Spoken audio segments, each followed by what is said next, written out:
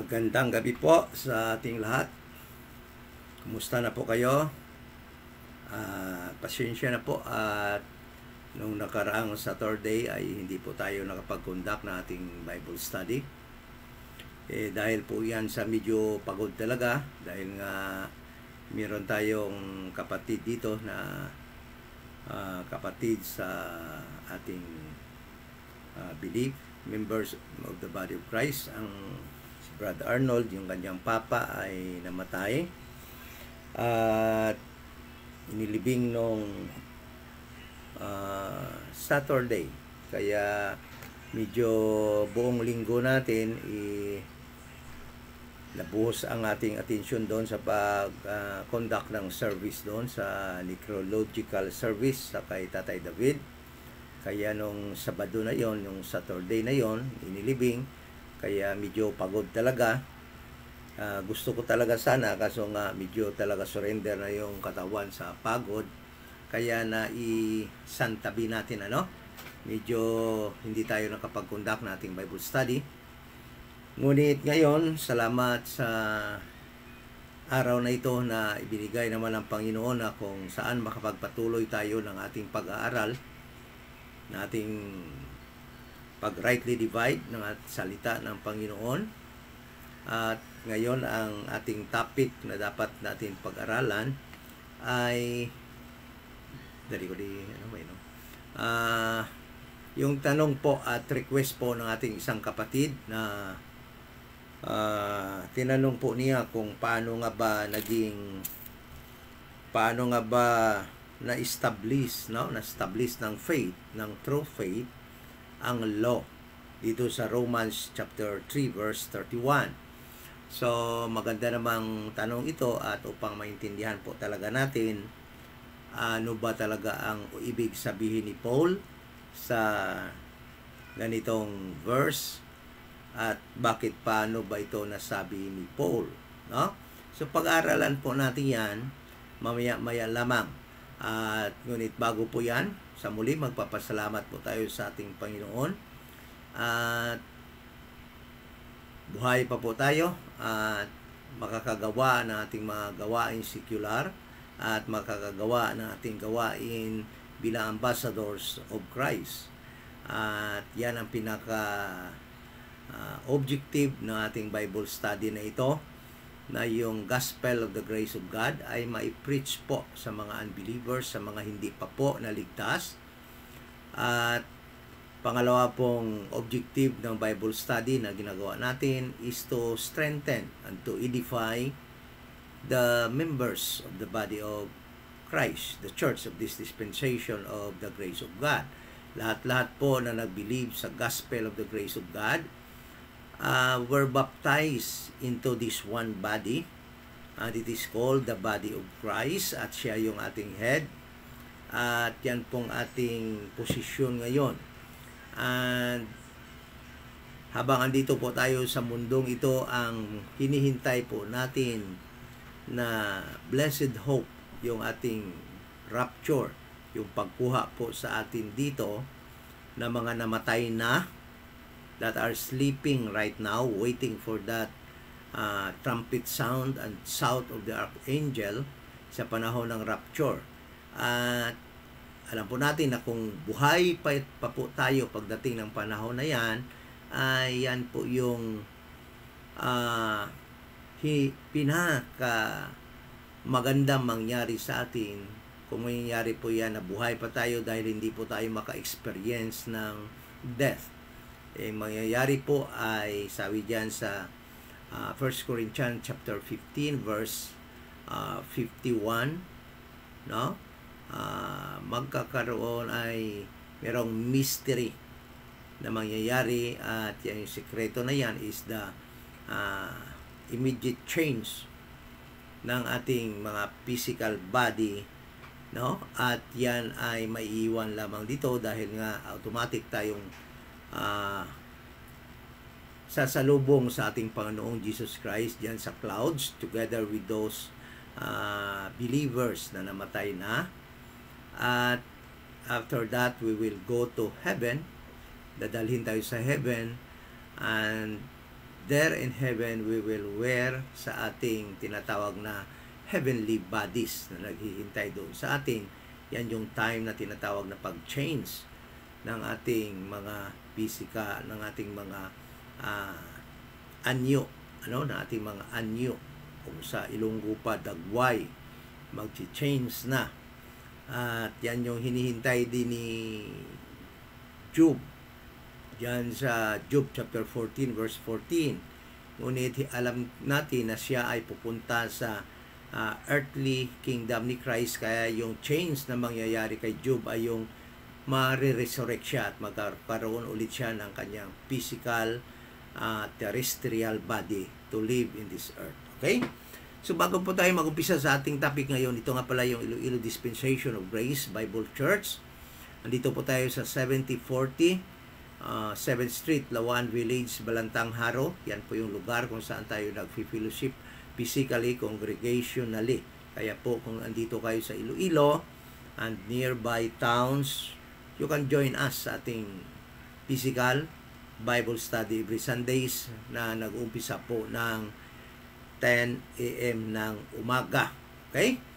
So, bago po tayo mag-pray, ito yung natatanging church dito sa Iloilo na nagtuturo ng tamang gospel na makakaligtas ng kaluluwa ng tao sa panahong ito ng dispensation of the grace of God, na yung tao ay mananampalataya lamang si Jesus Christ ay namatay, bayad po ng kanyang mga kasalanan, at si Jesus Christ po ay inilibing at siya po ay nabuhay muli sa ikatlong araw.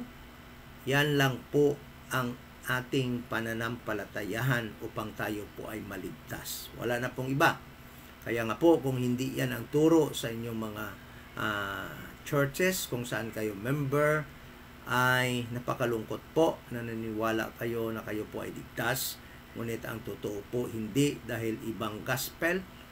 Hindi yan ang tamang gospel na itinuro ni Apostol Paul upang maligtas ang mga tao sa panahong ito ng dispensation of the grace of God. Okay? So sana po naging maliwanag. Kaya ko po inulit-ulit at inuuna po yan dahil nga po yan ang ating objective na may padinig sa mga tao dito sa ating Pilipinas, sa ating minamahal na bansa, yung mga kababayan natin. At kahit na sa ibang bansa pa po, that is why nag-on air tayo, nagla-live tayo ng ating pagtuturo, ang ating Bible study. Okay? Bago po tayo mag-umpisa, let us pray. Join me in prayer. Ama na banal, sa muli, malaki ang aming pagpasalamat at alam po namin na ang iyong faithfulness sa buhay namin. Hindi mo po kami pinababayaan sa mga pangangailangan namin pisikal, pagkain, sinusuot na damit, matitirhan, lahat po namin kailangan sa araw-araw. Salamat po sa iyong pag-supply at higit sa lahat, salamat po sa mga pangangailangan namin na iyo po din pong sinusuplayan spiritual sa pamamagitan ng iyong salita, sa pamamagitan ng aming mga kapatid, members of the church, the body of Christ, na isa-isa nagjo-join sa pag-edify sa pamamagitan ng aming fellowship physically at sa aming fellowship online, Bible study. Alam po namin sa parang ito, kahit papaano ay na-edify po kami kahit sa malalayong lugar ang bawat isa sa amin. Kaya salamat po sa pagkakataon na ito.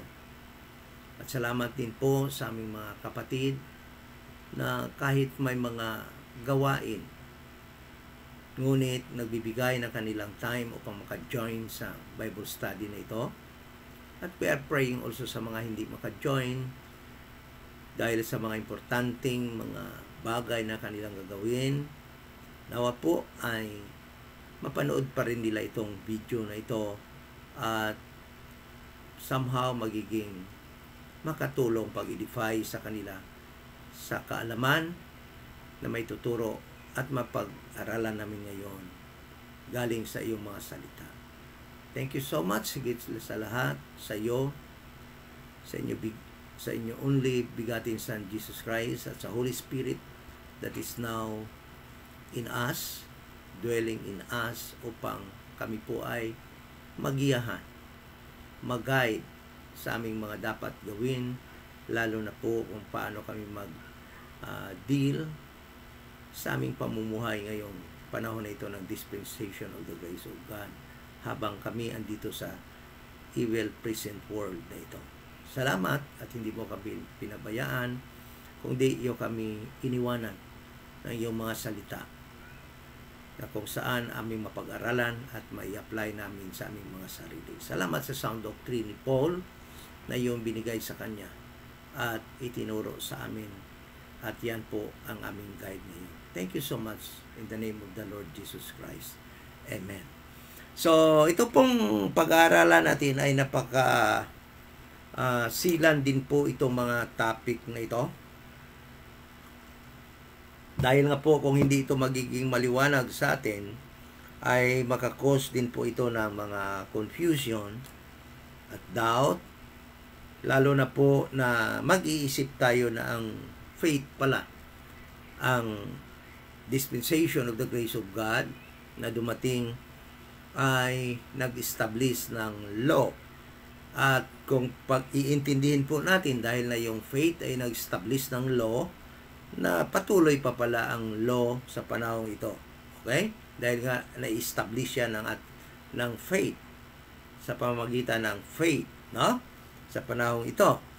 So, kaya nga po, dapat talaga nating pag-aralan kung ano po ito. So, upang maintindihan po natin, let us start reading sa verse 1.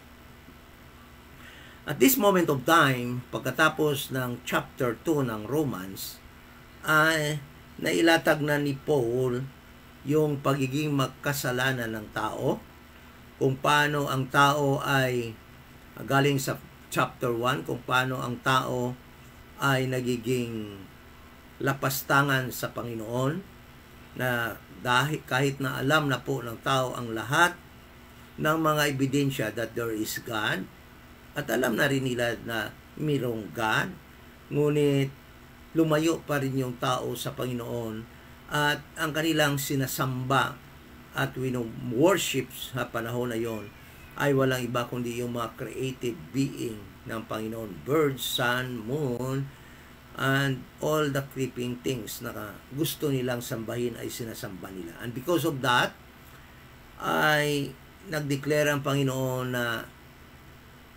itinakwil siya ng mga tao. Kaya yung panahon na yon, sabi ng Panginoon, ginave up din niya. He gave up humanity. Okay? And because of that, humanity has not the power to save himself. No? Wala talaga ang tao kakayahan upang iligtas ang kanyang sarili. Okay? Dahil deprived na siya ng tama, at ang kanyang ikinabubuhay lamang ay ang pagkakasala. Yan pong sabi sa chapter 1. At sabi sa chapter 2, that is why yung tao ay, sabi dito, thou art inexcusable. Walang ni isang excuse dahil sa ginawa ng tao na yon. Okay? At ang nai-lay down na ni Paul yung kalagayan ng tao na walang maligtas na tao dahil nga sa kanilang pagtakwil ng Panginoon. Okay? Ngunit, pagdating dito sa chapter 3, ay alam ni Paul na mayroong magko-complain sa kanyang mga isinusulat. Dahil na-i-declare na nga niya na walang excusable, na walang pwedeng maligtas na ibang tao, dahil he declared, no, that at this moment of time, under the dispensation of the grace of God, all been declared sinner. And because of that, wala na ngang maliligtas, dahil nga na-ideklara ng makasalanan ng lahat ng tao. At alam ni Paul na yung sinusulatan niya ng mga taga-Roma ay maraming mga Jewish na naligtas doon, at marami ding makakabasa ng kanyang book na Jewish na hindi ligtas that will definitely complain sa kanyang mga isinusulat. Okay?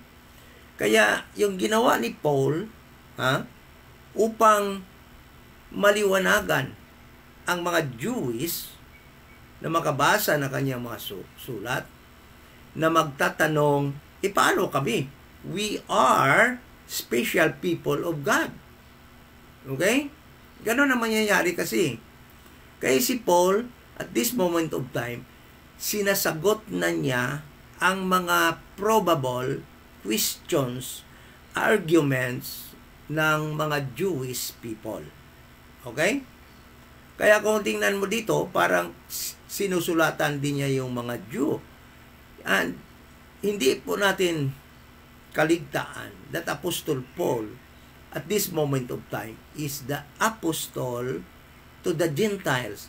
And at this moment of time, after ng Israel fell, doon sa Acts chapter 7, and when Apostle Paul was called by God in Acts chapter 9, the Jewish people been already declared sinners together with the Gentile world. Okay? Kaya, but, alam ni Apostol Paul na magko-complain ang mga Jewish. Because, yung kanilang pagkakaalam, na iba pa rin sila, sikat pa rin sila, chosen pa rin sila, and above all other people, or above all other nations. Yon, kaya sinagot na ni Paul dito yung kanilang magiging argumento, ang kanilang magiging contradiction sa mga turo ni Apostol Paul. Kaya sabi dito sa verse 3, chapter 3 verse 1, what advantage then hath the Jew, or what profit is there of circumcision? Kita nyo? Bakit? Nung sinusulat ba ito ni Apostol Paul, merong nagtatanong sa kanya ng ganyan? Meron bang nagko-complain, nag-argue sa kanya? Wala. He was in his room, nasa kwarto niya siya, habang sinusulat ito, at most probably may mga kasama siyang ilan na kanyang mga companion sa kanyang pag-travel. Okay? Ngunit, yung alam ni Apostol Paul na magko-complain yung mga Jewish people. Kaya sinagot na niya dito, sabi niya, what advantage then hath the Jew? Ano ba yung advantage ng Jew kaysa mga Gentiles? Okay? Or what profit is there of circumcision? Ano ba yung gain ng mga circumcision? Referring to the Jewish people. Okay? To Israel. At sinagot ni Apostol Paul yan. Sabi ni Apostol Paul, in verse 2, much, every way. Yan, napakalaki ng advantage nila. Okay? Why? Sabi ni Apostol Paul, chiefly, unang-una, sabi niya, because that unto them were committed the oracles of God. Their advantage, no? Unang-una, sabi ni Apostol Paul, or chiefly, because the laws was given unto them. Sa kanila binigay yung law. And that is an advantage for the Jewish people.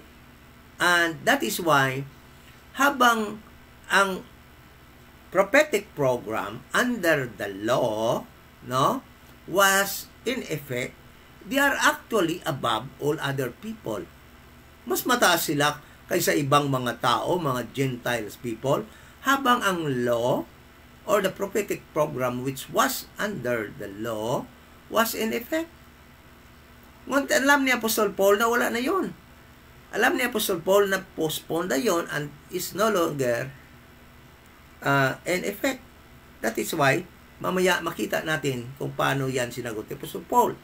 And sabi niya, much chiefly because the laws or the oracle of God was given unto them. Verse 3, for what if some did not believe. Shall their unbelief make the faith of God without effect? So, paano ngayon? Sabi ni Apostle Paul, kung yung iba ay hindi nag-believe, mangyayari ba mawawala yung faith of God? Ibig sabihin, yung plano ba ng Panginoon, to save humanity through faith, mawawala ba? Kung hindi ang iba mag-believe? Sabi ni Paul, God forbid. Hindi mawawala yon. The plan of God to save humanity, first the Jewish, the Israel, then next, through them, the Gentile nation, by faith and through faith, will continue. Even some will not believe. That is according to these verses. No? So, verse 4, God forbid.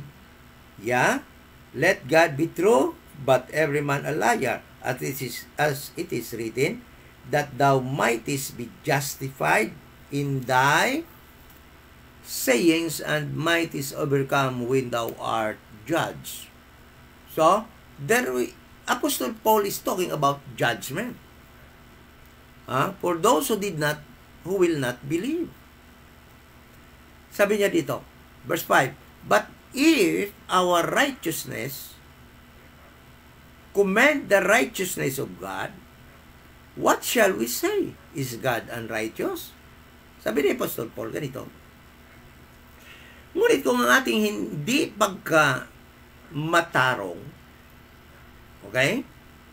ay nagpapakilala, nagko-commend ng righteousness ng Panginoon, ano bang masabi natin? Ang God ba is unrighteous? Who taketh vengeance? I speak as a man. Sabi ng Apostle Paul, he claimed this verse as his word. God forbid. For then how shall God judge the world? Bakit pa niya i-judge ang mundo?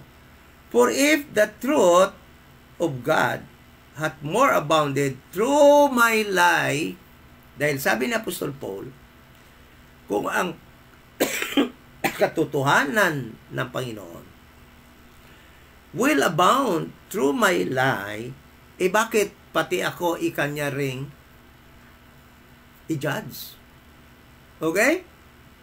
Ibig sabihin, kung ang pagkakasala ni Paul ay nagpapakita, ang pagkadi matarong ni Paul ay nagpapakita ng pagkamatarong ng Panginoon, nag-a-abound pa doon ang righteousness sa Panginoon, no? Bakit daw pati siya i-judge din sa kanyang pagka-unrighteous? So, sabi verse 6, God forbid. For then how shall God judge the world? Paano ngayon ng Panginoon i-judge ang mundo? For if the truth of God hath more abounded through my lie, and to His glory, why yet am I also judged as a sinner? Then, and not rather, as we be slanderously reported, no? And as some affirm that we say, let us do evil, that good may come, whose damnation is just. So, right now, in verse 9, talagang dito na ni Apostol Paul, nilinaw ang katayuan ng mga Jews at this moment of time. He was telling the Jewish people that you are no longer chosen at this moment of time. Why? Because in this dispensation of the grace of God, all were declared by God under sin. Verse 9. What then? Are we better than they? Yung yung sabi ni Paul doon sa verse 2, naging at this moment of time, we are better than they because chiefly yung laws were given to the Jewish people. Yun na lang ang kanilang pagka-advantage. But when it comes, dahil nga postpone na yung ang prophetic program, okay? And God declared all people, including the Jews. Okay? In verse 9. What then? Are we better than they? Mas magaling ba tayo sa kanila? Mas righteous ba tayo sa kanila? Ganun na lang pagkasabi. No? Din sabi ni Paul, no, in no wise. Wala. Hindi. Kahit sa anuman. For we have before proved both Jews and Gentiles that they are all under sin. So, at this moment of time, Jews and Gentiles, even before,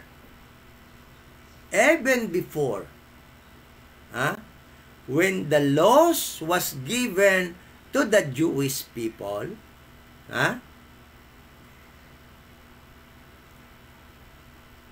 the law did not make them better than us. Bakit? Bakit? They cannot obey the law. They cannot obey the law. Nobody been saved by the law. That is why it was declared by God that the Jews and the Gentiles, ano sabi ito? For we have been before proved, both Jews and Gentiles, that they are all under sin. Okay? So, under sin. Even sa panahon na yon, sa panahon in time past, even the Jews were given the oracles of God. During the time, they were still under sin. Why? Because the law is the knowledge of sin. So the law that they had during in time past was actually given by God to tell them that you Jewish people still under sin. Why? Because the law told them that they are all sinners. But the Gentiles during the time, hindi na kailangan. Wala namang law na magkukondemn sa kanila because the law was not given to the Gentiles, only to the Jewish people. But we know for sure that the Gentiles during the time ay under sin. Dahil nga, God gave them up. Okay? So, this is now the situation of all people ever since after the fall of Adam. Ito na. Verse 10. As it is written, there is none righteous. Verse 11. There is none that understandeth, there is none that seeketh after God. Tingnan mo ang sitwasyon ng tao, yung kalagayan ng tao, ng estado ng tao. Verse 12, they are all gone out of the way. Actually, itong mga verses na ito, galing ito sa Book of Psalms. They are all gone out of the way, they are all together become unprofitable, there is none that do it good, no, not one. Including the Jewish people. Verse 13, their truth is an open sepulchre. With their tongues, they have used deceit. The poison of us is under their lips, whose mouth is full of cursing and bitterness. 15. Their feet are swift to shed blood. 16. Destruction and misery are in their ways. 17. And the way of peace have they not known. Ito yung kalagayan ng tao ngayon. Ever since. There is no fear of God before their eyes. Now, we know that what things soever the law saith, it saith to them who are under the law. Okay? So, ito na ngayon. Sasabihin na ni Paul dito na walang talagang maliligtas by doing the law, by performing the requirements of the law. Sabi niya dito, who are under the law, that every mouth may be stopped, and all the world may become guilty before God. So, what is the work of the law? To make all mouths stop. Ibig sabihin, hindi ka na talaga maka-reason out that you are a good person, that you are a better person because of the law. Okay? Because there is a law that will tell you you committed sin, you sinned against God. And all the world may become guilty before God. So all the people are guilty before God. Verse 20, sabi ni Paul, therefore, by the deeds of the law, there shall no flesh be justified in his sight. For by the law is what? Is by the knowledge of sin. So these people, the Jewish people, will argue with Paul. Why? Because the Jewish people keeps the law. They keep the law. So, magko-complain sila ngayon, Paul, ano ka ba naman? Nag-attend kami ng feast. Nagbibigay kami ng aming tithe doon sa Jerusalem. Okay? Nag-o-observe kami ng Passover, ng ang unleavened, first fruit, Pentecost.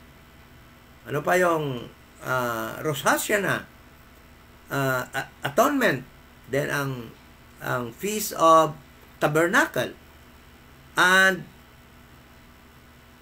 all the requirements. But, there are 638 plus commandments in the Old Testament. That commandments were given to the Jewish people. And nobody can perform them all. The moral values, the moral laws of God, the 10 commandments, sabi ni James, no one can fulfill that 10 commandments. Then, ibig sabihin, kaya sabi ni Paul, no flesh be justified in his sight. So then, by doing the law, by performing the requirements of the law. So, kaya sabi ni Paul, dito sa verse 28, sabi ni Paul, therefore, we conclude that a man is justified by faith without the deeds of the law. Okay? So, Paul's argument was very clear, telling the Jewish people who will complain by the deeds of the law, there will be no flesh be justified. And it was concluded by Paul in verse 20. Therefore, we conclude that a man is justified by faith without the deeds of the law. So Paul was telling these people, no. Stop believing that the law which was given to you by God can save you. Then you will ask, what is the purpose of the law? The purpose of the law actually was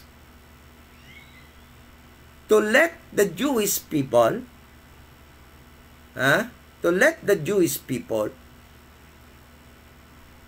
have knowledge of their sin upang malaman nila yung kanilang kasalanan. At ito pa, tingnan natin. Galatians chapter 3. The law, sabi dito, verse 17. And this I say, Galatians chapter 3 verse 17, and this I say, that the covenant that was conferred before of God in Christ, the law which was 430 years after, cannot disannul that it should make the promise of none effect.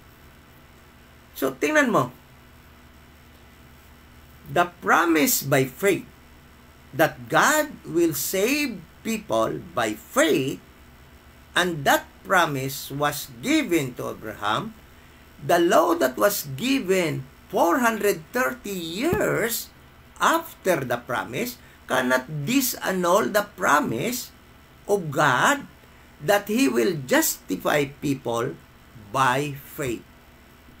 Okay? So what is the purpose of law then? Ano ba yung purpose ng law? Nako, niliwanag ni Apostol Paul. Niliwanag ng Panginoon sa pamamagitan ni Apostol Paul what was the purpose of law. Verse 19. Wherefore, then serveth the law. Ano ba ang serbisyo ng law? Para ba sa ano ang law? It was added because of transgressions till the seed should come, to whom the promise was made, and if it was ordained by angels in the hand of a mediator. So, the law was given 430 years after the promise was made unto Abraham. It was because of transgression, because of sin, because of disobedience of these people, so that they will know by the law that will tell us you sinned against God. That is why the law was given. Because, sabi dito, there is no law, there is no knowledge of sin. Yun ang purpose ng law. Ibig sabihin, yung mga Jewish people that will complain, Paul, we are obeying the law. How dare you na sasabihin mo hindi kami maligtas? It was explained by Paul that the law that you relied for your salvation can actually not save you, because God, ever since the world began, promised that He will save a people, a group of people, by faith and through faith. Okay? That He will save the Jewish people by faith, the earthly people, His earthly people by faith, and He will save His heavenly people through faith. Kaya mabasa natin dyan, by faith and through faith. Okay? So the law will not disannul that promise of God to Abraham, because Abraham is our father by faith. Abraham is Israel's father in physical, biological father, but Abraham also our father by faith. And that promise by faith was given to Abraham without the law. before the law. Because it is God's promise that He will save people, two groups of people, by faith and through faith. Okay? So, that is why, listen to this. Sabi niya, ibig sabihin ni Abraham ganito, kahit na yung Jewish people in time past, kahit na doon pa kay Noah, kahit doon pa kay Abel, okay? Okay? Kahit doon pa kay Adan, ang kaligtasan is by faith. Okay? Kailan yon? Ingat, dahil mula kay Adan, hanggang matapos ang prophetic program, hanggang mag-diminish na yon sa Book of Acts, their salvation actually was by faith. But, pagdating ng dispensation of the grace of God, God will save a group of people which He will bring to heaven through faith. Okay? Ano bang kaibahan ng by faith and through faith? Explain ko yan mamaya. Okay? But, ibig sabihin ganito. Ang by faith, no? Ang by faith is this. The word by, B-Y, means indicating the means of achieving something. So, by faith, meaning God was indicating that He will save the Jewish people, by what? And that salvation can only achieved by them by faith. Okay? So meaning that is why the Jewish people, actually, their salvation is by faith. And it can be them. Ma-achieve laman yon ng isang Jew sa pagsunod sa pamamaraan. Okay? Kung anong pamamaraan nyo or agent na gagawin niya na magawa niyang faith na yon. Halimbawa, si Abel. Bakit siya naligtas? Because of his faith to the agent that was actually told by God unto them upang ma-achieve nila yung faith na yung faith na yan. And that is by killing an animal and to make an burnt offering, animal offering unto God. That is by faith. They can be saved by that agent. Yung ipiperform nila. That is why their salvation is by faith and doing the requirement of that faith. That is why faith plus works yung kanilang kaligtasan. Okay? So, kagaya ni Noah. Si Noah, another example.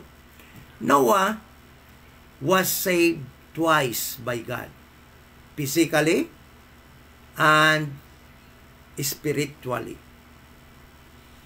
When was Noah was saved by God physically? Sabi sa kanya ng Panginoon, Noah, gumawa ka ng boat. Okay? Ng ship. Ng ark. Okay? So, by performing ng requirement ng faith ni Noah, kailangan niya gawin yon. Ginawa niya yung kanyang faith at ang sabi ng Panginoon, dahil mayroon siyang faith sa Panginoon, gumawa siya ng ark. And result is physical salvation of Noah and his family. Alam nyo ba, bakit? Alam nyo ba? Akala nyo ba naligtas na si Noah spiritually during the time? No.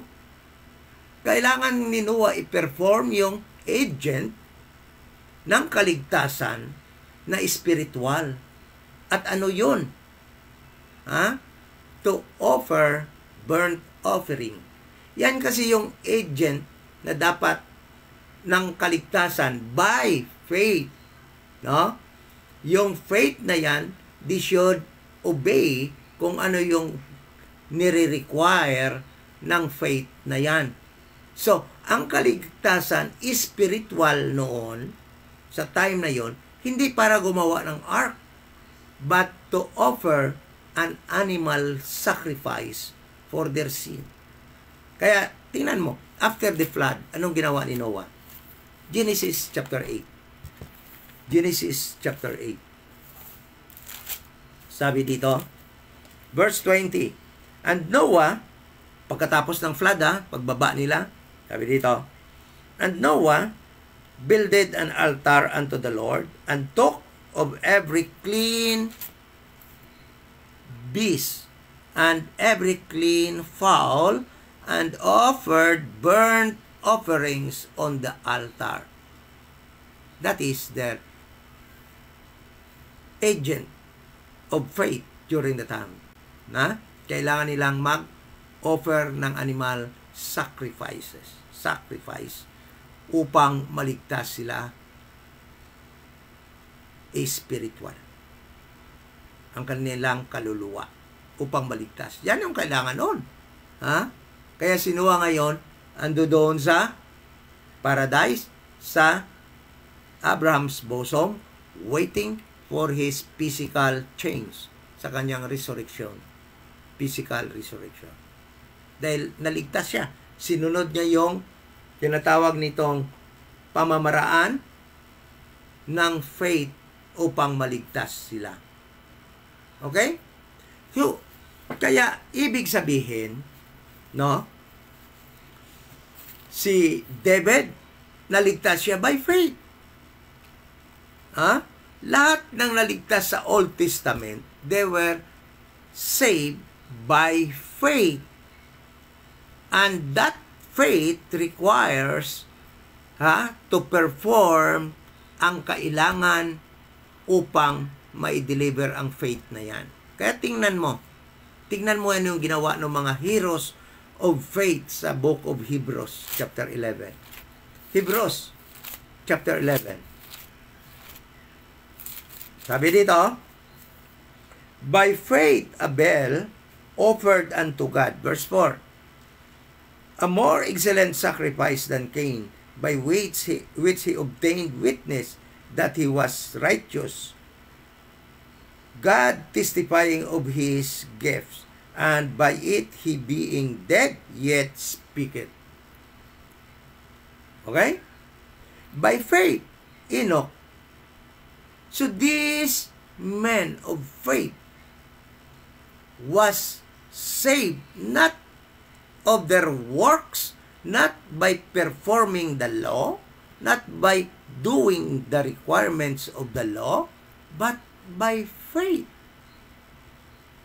Ibig sabihin, alam ng Diyos kung ginawa mo yon, pinerform mo yon na walang faith. Because God is all-knowing. So, ibig sabihin, ginawa ni Abel yung pag-offer niya ng animal dahil meron siyang faith sa Panginoon. And that is, kaya yan ang tinatawag na by faith. They are saved by faith. Because they performed the requirements of that faith, and that is to offer animal. Okay? Sabi pa rin dito, by faith, Enoch was translated, and he should not see death, and was not found, because God had translated him. For before his translation, he had his testimony that he pleased God. Listen to this. Hindi, alam mo, hindi spiritual salvation to ni Enoch, ha? He was translated. Ibig sabihin, nilipat siya ng Panginoon sa other place in the earth so that he will avoid death, kasi papatayin sana siya ng mga tao na noon. Okay? Hindi pa siya dinala sa langit ito. Ang sabi ng mga mixers, ando doon na raw sa langit si Enoch, dinala. Wala pang ni isang tao sa langit ngayon.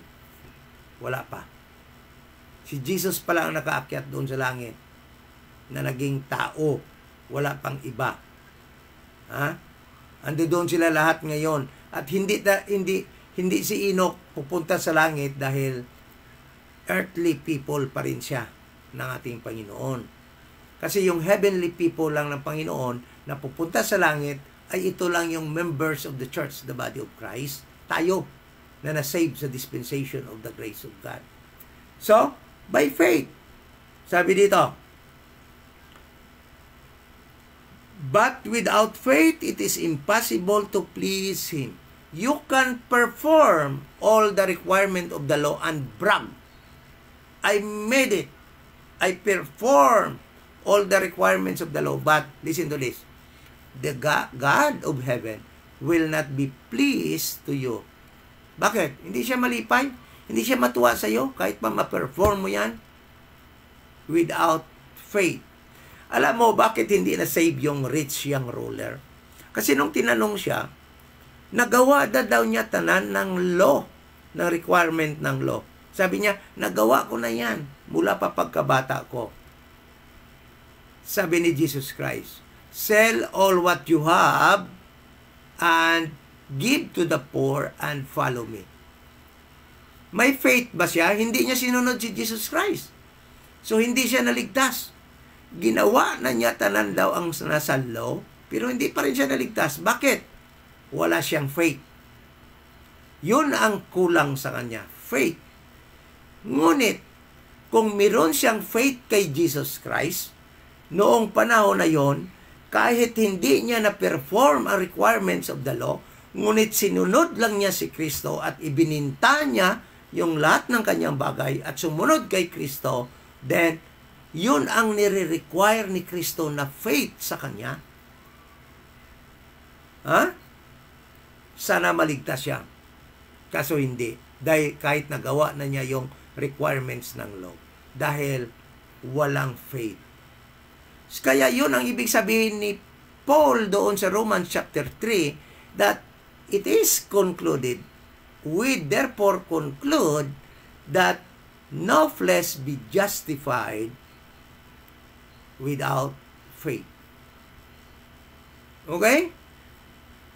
Sabi pa dito, Abraham, verse 7, by faith Noah, being warned of God of things not seen as yet, moved with fear, because of his faith, prepared an ark to the saving of his house, by the which he condemned the world and became heir of righteousness, which is by what? By the works of the law? No, by faith. Abraham, lahat nito, Sarah, by faith. So, ibig sabihin ni Paul, balik tayo sa Romans. Ibig sabihin ni Paul here was telling that Jewish people that will complain his arguments na magsabi, Paul, paano kami na under the law? Paano kami na nagpe-perform ng law? Hindi pala kami maligtas. Sabi ni Paul, walang tao, umpisa pa noon, mula pa kay Adan hanggang ngayon, walang taong naliligtas dahil sa pag-perform ng law. For law, the law is the knowledge of sin. The law has no power to save a single soul, a single person. It has only the power to tell a person that you sinned against God. So that magkaroon sila ng faith sa Panginoon. Listen to this. When Jesus Christ was asked by the rich man, he told him, perform all the law. Sabi niya, na-perform na niya. Then, tinanong siya, ibinta mo lahat. That is to test his faith. Kung talaga bang ginawa niya yon by faith to God, because of his faith, hindi na fail siya. Hindi niya kaya. Kaya kahit nagawa na yun, hindi siya ligtas. Kaya sabi ni Jesus Christ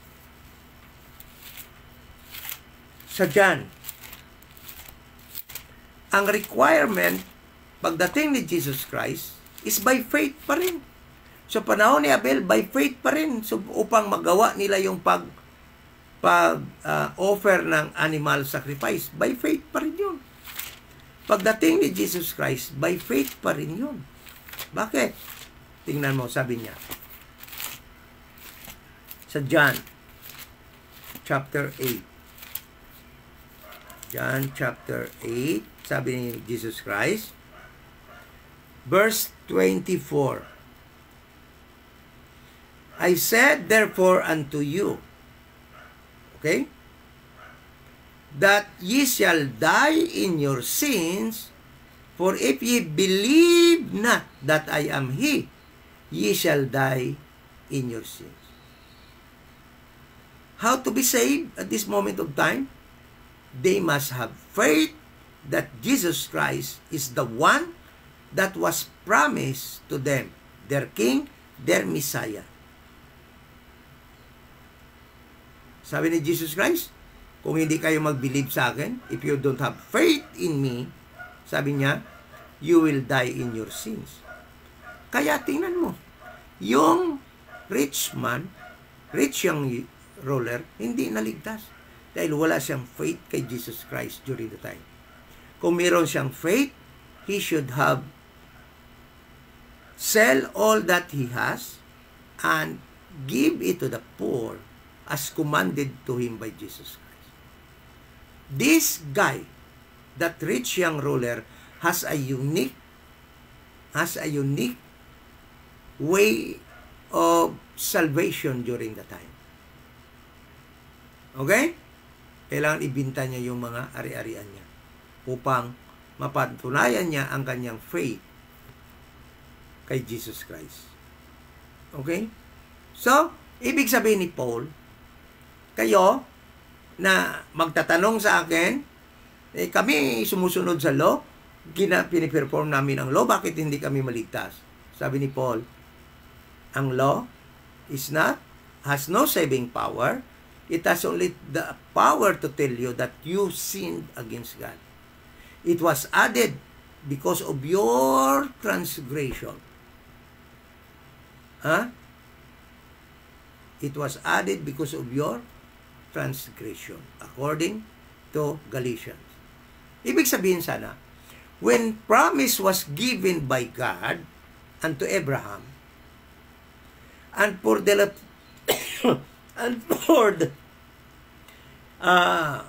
430 years, kung ang God walang nakitang disobedience, transgression, killing,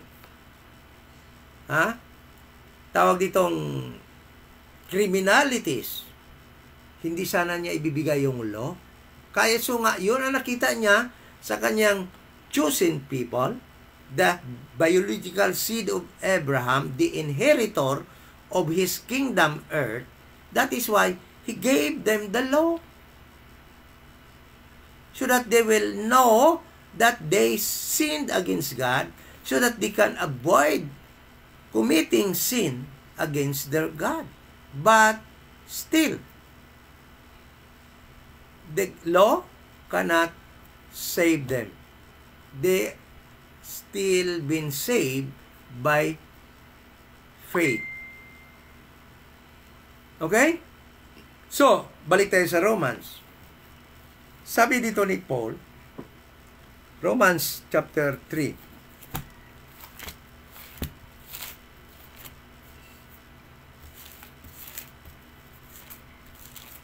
Romans chapter 3, sabi niya dito, basahin na lang natin mula sa 20 ulit.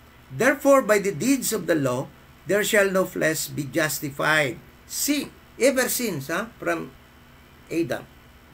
Hindi lang dito yan sa dispensation of the grace of God. Talagang umpisa pa noon. Umpisa pa pagbigay ng law kay Moses, walang flesh na masave sa paggawa ng law dahil na-promise na nga ng Panginoon na ang salvation doon sa promise, nung nag-dispense siya ng promises, na ang salvation is by faith and through faith. Okay? So, sabi niya, but now, ngayon, in this dispensation of the grace of God, referring in this dispensation of the grace of God, the righteousness of God without the law is manifested, being witnessed by the law and the prophets. During the time, during the early stage of the dispensation of the grace of God, the righteousness of God were witnessed by those people who were under the law.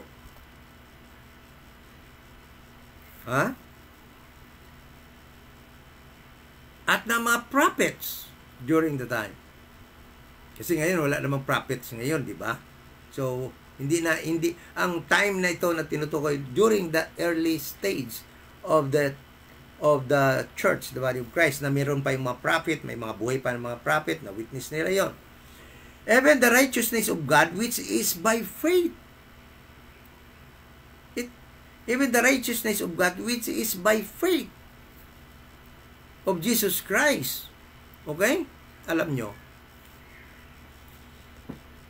hindi, itong verse na ito, which is by faith of Jesus Christ, this was not applicable before nung wala pa si Jesus Christ. Dahil hindi pa nga malalaman kung anong ginagawa niya noon. Although alam na natin na ever since, Jesus Christ was very active in the Old Testament. Ngunit hindi natin alam kaya wala pang ang pangalan doon na Jesus Christ. Then, sabi dito, even which is by the faith of Jesus Christ. Ibig sabihin, the righteousness, ngayon by faith of Jesus Christ. Ibig sabihin, ang righteousness ngayon na maaangkin ng tao is by the faithfulness of Jesus Christ. Alam, siguraduhin natin si Jesus Christ hindi nangangailangan ng faith to God. Because in the first place, He is God. He was with God. Okay? Yung faith kasi is believing to somebody na hindi mo nakita. Kagaya natin, we believe in God na hindi natin nakita. Si Jesus Christ, there's no need for Him to believe in God because He is God and He was with God before. Alam na niya, makilalain na yan sila. Actually, He was also God. Okay?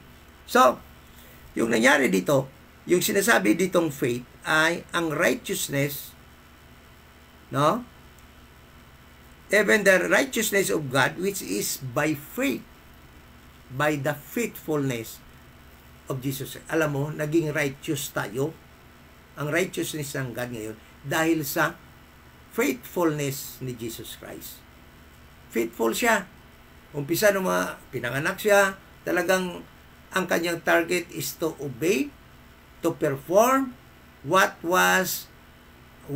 work the Father gave unto Him. Hanggang matapos niya ang ating kaligtasan. Kaligtasan ng kanyang earthly people at kaligtasan ng kanyang heavenly people. Okay? So faithful, yan ang righteousness ngayon na sinasabi dito. Sabi niya verse 24 of 23, for all have sinned and come short of the glory of God. Lahat. Being justified freely by His grace through the redemption that is in Christ Jesus. Being justified. Then 25, whom God hath set forth to be a propitiation through faith in His blood. Hindi ko na-explain yan. Alam ko na, alam nyo na yan. Ito yung bigyan natin ng panahon. To declare, I say, at this time his righteousness, that he might be just and the justifier of him which believe in Jesus. Where is boasting then? It is excluded by what law? By works? Sabi ni Paul, nay, but by the law of faith. What is the law of faith? It is God's law, no, that He will save people by faith, and it is God's law that cannot be annulled by the law that He gave to Moses 430 years, no, after the promise. It is already God's law, declared law, that He will save a group of people by faith, and He will save a group of people through faith. Kaya tingnan mo. Verse 28, therefore we conclude that a man is justified by faith. A man is justified by faith without the works of the law. Without the deeds of the law. Alam nyo, tingnan mo. Magsasabi kayo siguro, bakit binigay yung law? Bakit pinapagawa sa kanila? Alam nyo, yung law, pag hindi nila nagawa yon, anong ginagawa nila? Dahil wala ngang maka-fulfill, wala nga talaga makagawa talaga lahat ng law. Yung Ten Commandments, yung moral law ng God that was given to Israel, no, not a single Jew can do that. So, lahat pala sila patay. Hindi maligtas. So, anong ginawa ng Panginoon? Gumawa ang Panginoon ng kanilang way of salvation.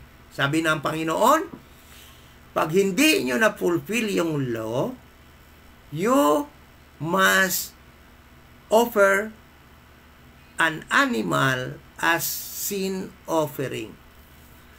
And by doing that, that is by faith. So, paano sila naligtas? By faith. Kaya sabi ni Paul, it is concluded that no man is justified by the works of the law, but by faith. In the Old Testament, by faith. Okay? Sabi niya dito. Verse 29. Is He the God of the Jews only? Is He not also of the Gentiles? Yes, of the Gentiles also. Yes, listen to this. Is Paul contradicting himself? Kinokontradict ba ni Paul ang kanyang sarili? Kasi listen to this. In Ephesians chapter 2 verse 11 and 12, ano sabi ni Paul? Ano sabi ni Paul doon? Ephesians chapter 2 verse 11 and 12. Ano daw ang mga Gentiles? Sabi niya dito, wherefore, verse 11, chapter 2 verse 11 of Ephesians, wherefore, remember that ye being in time past Gentiles in the flesh, who are called uncircumcision, by the which is called the circumcision in the flesh made by hands, that at that time you were without Christ, being aliens from the commonwealth of Israel, and strangers from the covenants of promise, having no hope and without God in the world. Bakit sabi ni Paul dito, Gentiles without God, without Christ? Bakit sabi ni Paul dito sa Roma, verse 29, ang God daw is God din ng mga Gentiles? Paul was contradicting himself? Alam mo, if you do not know how to rightly divide, wala na, scratch na itong Bible. Mali na ito. Contradiction na ito. Ngunit alam natin na at this moment of time, Paul is about to tell something new. Listen to verse 30. Ano sabi ni Paul? The next verse. To understand na hindi ito nagkontradiksyon, listen sa next verse, verse 30. Seeing it is one God, which shall justify the what?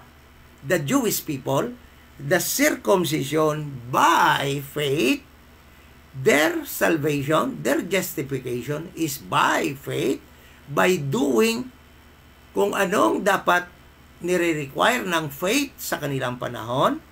And listen to this. And the Gentiles, the uncircumcision through faith. Our salvation is through faith. What is that? Bakit by faith at saka through faith? Okay. So, paano natin maintindihan yung through faith? Let us go to Galatians chapter 3, verse 8. Galatians chapter 3, verse 8. This is, Paul was saying actually, na ang mga Jews, ang mga tao, sabi niya dito sa Roma, seeing it is one God which shall justify the circumcision, the Jewish people, in their prophetic program by faith. Okay? Okay? Then, and in this dispensation, in the but now period, kasi sabi niya dito sa babaw, but now, the righteousness of God, without the law, sabi niya dito, is manifested. Sabi niya, and the Gentiles, the uncircumcision through faith. Alam nyo, isang verse lang ito, pero magkaiba ito, separate dispensation ito. By faith is salvation of the Jewish people in prophetic program, and through faith is the salvation of Gentile people, kasi lahat naman ngayon Gentile, pati na ang Jew, Gentile, through faith. Saan ba na-promise ng Panginoon yun? Kaya nga sabi ni Paul, walang tao ma-justify by the deeds of the law, by the works of the law, but by faith and through faith. Galatians chapter 3, verse 8. Sabi dito, and the scripture foreseeing that God would justify the hidden, sino yung hidden? The Gentiles, by faith or through faith? Through faith. Okay? So alam ni Paul na sa panahong ito, ngayon, ang kaligtasan is through faith. What is true? Look at the meaning of true. Ibig sabihin ng true, no? Ng true faith is this. Sabi dito, moving in one side and out of the other side. Ibig sabihin, at in this dispensation of the grace of God, we enter into a dispensation or a period that God will save us not by performing, not by achieving something like by faith, but only through faith. Ibig sabihin, somebody did it for us, only we should enter in that period of time, referring to the dispensation of the grace of God. Na ipinangako niya na darating ang panahon na pinaagi through Abraham, it was preached already to Abraham, that God will save, will justify the hidden, the Gentiles, through faith. Ibig sabihin, papasok na sa panahon, sa period na ito, will enter na yung kaligtasan is only through faith and not by faith or not by performing, by achieving our justification, by doing something to perform our justification, but by just believing. That is why it is true faith, because you will do nothing. But sa kanila, by performing. Okay? So, true faith. Ibig sabihin, papasok tayo sa era na ito, sa panahon ng dispensation of the grace of God, that salvation is through faith. Kaya nga, Ephesians 2:8-9, ano sabi? For by grace are you saved through faith, not by faith, but through faith. Okay? Nakuha ba natin? Ibig sabihin, papasok na tayo sa panahon na pinangako kay Abraham na ang God will justify sa mga Gentiles, sa heathen, through faith, without works, kundi faith lamang. Okay? So, ang tanong ngayon, kaya nga yung salvation talaga natin ngayon, wala na talagang gawa, wala na tayong idadagdag pa, dahil nga, ang kaligtasan natin ngayon is, dahil ginawa na ni Christ, siya na ang nag-perform by dying on the cross to pay for our sins. He was buried and rose again the third day. Nothing to perform. It was already done by Christ. Everything been performed by Christ at Calvary. Kaya wala na. Kaya through faith na, not by faith. Sana nakuha natin yung definition ng by at saka ng true. Okay? So, kaya sabi dito, in verse 30, do we then make void the law through faith? So, dahil ba yung kaligtasan natin ngayon is through faith, na wala na tayong ginagawa, gawin pang iba, binaliwala natin ang law? Sabi ni Paul, God forbid. Sabi ni Paul, hindi yan. Hindi yan pinaintulot ng Pinoon. We establish the law. Sabi niya, we who are saved through faith, establish the law.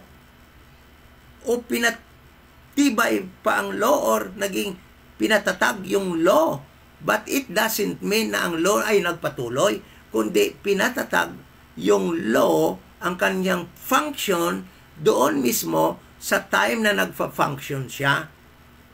Hanggang mula dong ibinigay siya kay Moses, hanggang ma-end, ma-postpone doon at mag-diminish ang prophetic program na itatag ng faith natin, ng kaligtasan natin through faith. Ano bang na-establish ng true faith, ng ating kaligtasan ngayon at true faith? Paano niya na-i-establish ang law? Unang-una, na-establish ng law ang argumento ni Paul, ang purpose na ang law was given to stop the mouth, every mouth, na wala na makakomplain na isa pang tao, including those Jewish people that were in Rome. Okay? Lahat ng Jew, wala ng tao pwede magsabi nga, hindi, dapat yan maligtas ako sa law. Sabi ni Paul, walang naligtas umpisa pa noon sa law. It is by faith. That is why, tayo ngayon na naligtas through faith, ay na-establish natin ang law na tama nga. Ibinigay nga yun ang law para lang may knowledge ang tao sa sin. Therefore, by the deeds of the law, there shall no flesh be justified. Establish yan. Na-establish yan ng ating kaligtasan through faith. Kasi kung hindi through faith ang ating kaligtasan ngayon, then it will make void the salvation by faith. Pwede rin palang hindi by faith yung sa kanila, kundi pwede na iba. So, it was established. The purpose why the law was given by God was established by our salvation through faith. That indeed, salvation is by faith due in time past and through faith. Now, establishes the law that it cannot save a person, a single person, but it is given so that all people will know that they sinned against God. For the law was given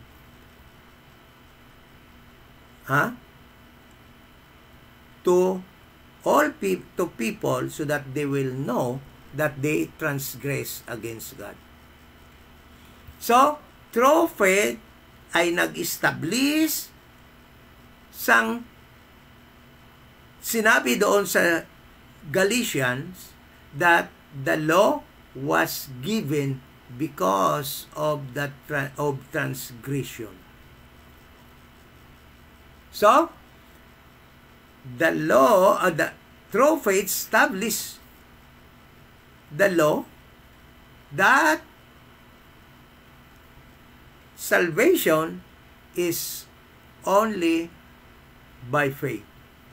The law, through faith, salvation by faith, established the law of faith of God that was given before the law of Moses, that was given by God during the time He promised Abraham that He will save a group of people by faith, and He will also justify a group of people, a Gentile people, through faith.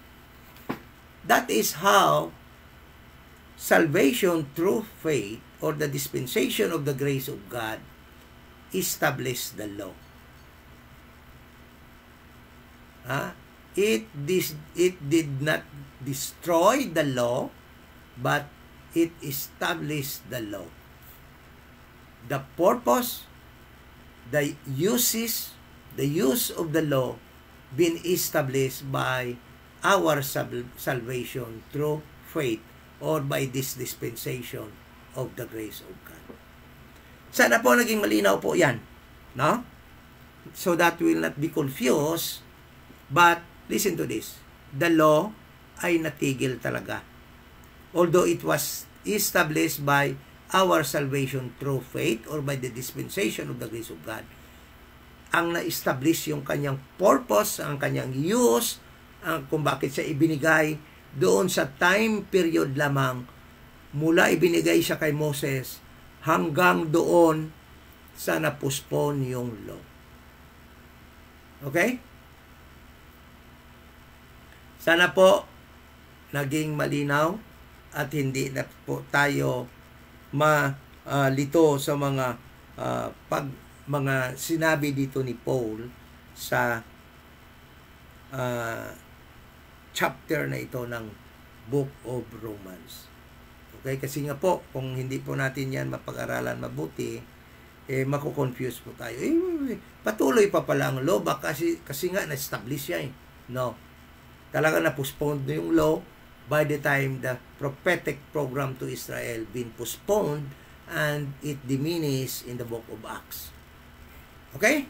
So, thank you so much sa ngayong gabi na ito. If you have question at meron po kayong topic na gustong pag-aralan po natin, ay just write down in a comment section upang atin pong mabasa. Sa ngayon po ay let us pray. Sa muli, ito ay ang Iloilo Dispensation of Grace Bible Church. At andito tayo sa 7040 7th Street, Lawaan Village, Balantang, Haro. Ay ito pong church na nagtuturo ng kaligtasan po ngayon ay hindi sa pamamagitan ng inyong membership sa isang church, hindi po pamamagitan ng inyong mabuting gawa by the works of the law, hindi po dahil kayo po ay nag-speak in tongue or kayo po ay nagsasamba kung Saturday kundi ang kaligtasan po ngayon ay sa pamananampalataya na si Jesus Christ ay namatay, bayad po nating kasalanan, siya ay inilibing at nabuhay muli sa ikatlong araw according to the scriptures. Then the Holy Spirit will baptize us into the body of Christ, and that will make us member of the church called the body of Christ na ira-rapture po pagdating ng time na ira-rapture na tayo ni Jesus Christ. Okay? So thank you so much, and let us end this Bible study in prayer. Ama na banal, salamat po unang-una sa mga salita namin na pag-aralan, aming studyohan at nag-support po ng aming study, that indeed the salvation through faith established the law, at hindi po niya ito dinestroy at sinira, kundi ang reason kung bakit po ito ay ibinigay ay talaga na-establish at na pinatibay ng aming kaligtasan ngayon through faith. Dahil umpisa pa po yung panahon pa nila ni Adan hanggang sa Book of Acts. In time past, wala po talaga naligtas by the works of the law. Kagaya ng mga naligtas before ang law maibigay kay Moses, ay meron na pong naligtas na mga tao doon. At sila po ay hindi gumawa ng law, pagsunod ng law, dahil hindi pa nga nabigay. Ngunit sila po ay naligtas dahil sa kanilang faith at paggawa ng requirements ng kanilang faith. At kahit na nung ibinigay na yung law kay Moses, yung kaligtasan ng tao noong panahon na yon ng mga Jews ay talagang sa faith pa rin, by faith. At yan ay pinagtibay ang law ngayon sa aming kaligtasan sa panahon nito, which is through faith. Thank you so much sa aming mga kapatid na nagsubaybay, sa aming mga friends. Sana po ay na-deliver at naibahagi po namin ang kaligtasan on air, at sana po ay may naligtas na mga hindi pa po nakatanggap ng kaligtasan sa pamagitan ng pag-believe sa gospel of the grace of God. Thank you so much in the name of our Lord Jesus Christ. Amen.